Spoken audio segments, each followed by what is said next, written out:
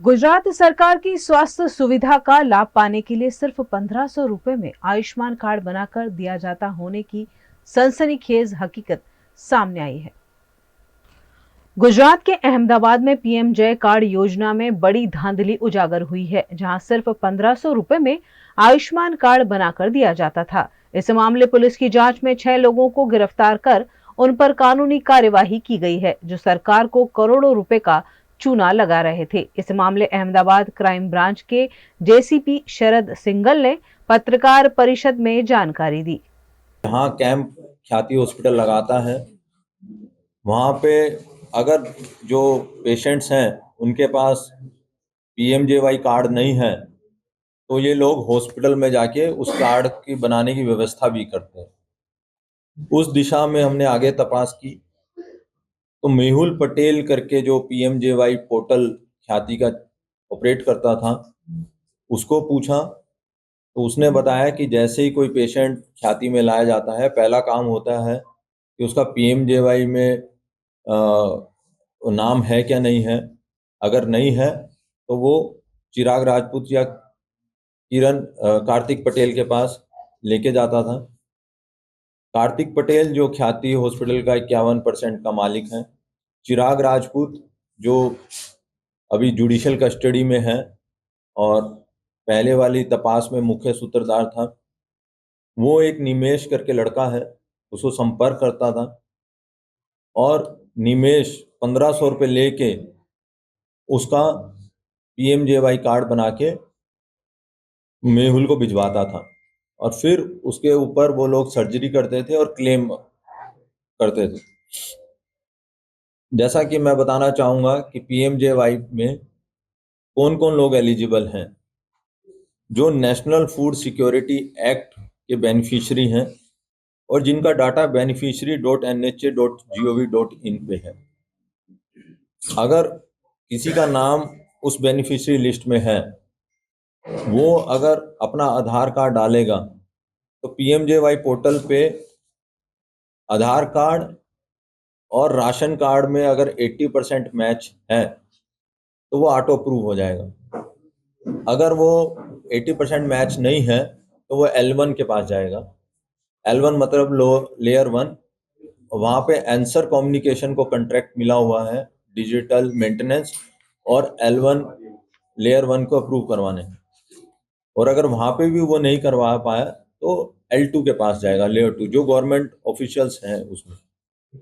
और ये सारी प्रक्रिया में 2 से 3 दिन लग जाते हैं। तो ख्याति हॉस्पिटल को जैसे वहाँ से कैंप से पेशेंट्स लेके आते थे, उनको ऐसा डराया जाता था कि आपकी सर्जरी की बहुत ज़्यादा इमरजेंसी है, तो 2-3 दिन वो पेशेंट वेट ना करे, मन चेंज ना हो तो इमीडिएटली वो 15 मिनट में पीएमजेवाई कार्ड बना के उसकी सर्जरी की जाती थी और क्लेम किया जाता था। अब अगर उसका बेनिफिशियरी लिस्ट में नाम नहीं है पर उसकी साल की इनकम 4 लाख से कम है तो वो इनकम दाखिला लेकर भी अपना पीएमजेवाई पोर्टल पे कार्ड बनवा सकता है और वो ऑटो प्रूव नहीं होगा, वो लेयर 1 पे ही जाएगा। तो लेयर 1 पे जो गुजरात का हेड है निखिल पारिक, उसने मास्टर लॉगिन आईडी जो अभी क्रिमिनल्स हैं जो हमने यहाँ 6 लोग डिटेन किए हैं, अशफाक, इमरान, इम्तियाज और निमेश, इनको वो 10,000 रुपये महीने में वो आईडी देता था ताकि कोई भी रिक्वेस्ट आए तो ये लोग अपने लेवल पे ही उसको अप्रूव कर सकें। अभी तक निमेश के मोबाइल और लैपटॉप से 3,000 तक के कार्ड का डाटा मिला है। जैसा कि मैं बताना चाहूँगा कि जब ये परसों हमने इससे डेमो देखा कि भाई जो लोग एलिजिबल नहीं हैं उनका भी कार्ड बन सकता है क्या नहीं बन सकता, तो इन्होंने मेरा कार्ड भी बना के दिया, जबकि मेरा कोई क्राइटेरिया नहीं है, पर 15 मिनट में मेरा कार्ड बन के ये आ गया और मैंने अब लिख भी दिया कि ये डाटाबेस में मेरा नाम हटाया जाए।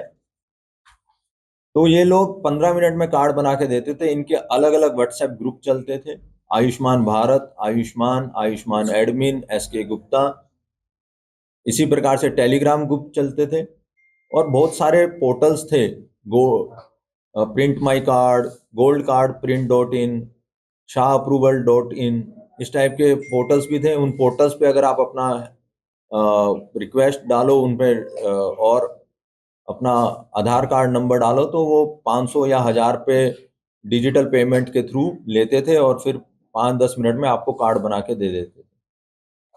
टोटल 3000 कार्ड जो मिले हैं और अभी बाकी आरोपियों का भी डाटाबेस हमने अभी सर्च करवाना बाकी है। और ये बहुत टेक्निकल चीज़ थी। मैं बताना चाहूँगा कि जो हमारे डीसीपी क्राइम है अजीत राजन जी, वो पहले डीसीपी साइबर भी थे और टेक्निकली काफ़ी साउंड हैं। उन्होंने खुद पर्सनली पेन लेके ये सारा ऑपरेशन किया और साइबर एक्सपर्ट की मदद से, क्योंकि बहुत सारी टेक्निकल चीज़ है, कैसे पोर्टल में एक्सेस करते थे, कैसे बैक एंड में सोर्स कोड को चेंज करते थे, कैसे डाटाबेस में एंट्री करवाते थे, तो ये सारी चीज़ें टेक्निकल हैं। कोई हमें बेवकूफ़ तो नहीं बना रहा था, तो ये सब उसको वैलिडेट किया। और बहुत सारा डाटा, जैसे ख्याति की जब से तपास शुरू हुई थी, इन लोगों ने मोबाइल और लैपटॉप में बहुत सारा डाटा डिलीट किया। उस डाटा को भी डीसीपी क्राइम साहब ने काफ़ी सफलतापूर्वक रिट्रीव किया है और उस डाटा के बेसिस पे हम आगे इसकी तपास करेंगे। और ये 3000 कार्ड में कितना क्लेम हुआ है, हॉस्पिटल से कौन कौन से कितने कार्ड इशू किए गए हैं, खुद के कार्ड किए गए हैं, हॉस्पिटल में एडमिट होने के बाद कार्ड बनवाया गया, उससे पहले का था, और ये एलिजिबल हैं क्या नहीं है, इन सब मुद्दों की तपास होगी। और मुझे उम्मीद है कि तपास के अंत में मैं ये सब जो क्वेश्चंस अभी खड़े हुए हैं उन सब क्वेश्चंस का जवाब दे पाऊंगा।